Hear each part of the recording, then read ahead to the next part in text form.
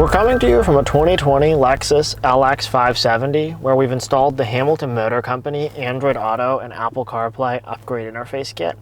Here you can see Android Auto is fully functional. You can interact with it with the factory vehicle mouse.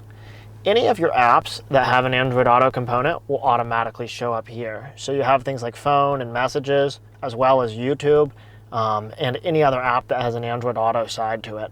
This phone does not have cell service, it's just a demo phone, but if it did, you'd see Google Maps would appear here. Google Maps, Waze, whichever map app you want to use can also appear full screen, and it'll mirror what's on your phone.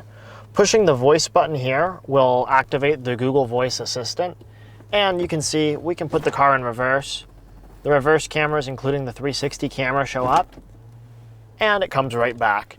You won't lose any functionality. As you can see, your steering wheel controls continue to work, and you can use Android Auto to listen to Spotify, SoundCloud, Apple Music, or any music app that you might have. If you have any questions or need any help with the install, you can reach our tech support team by phone, 919-858-2890. You can also email us 7 days a week, support@hamiltonmotorcompany.com.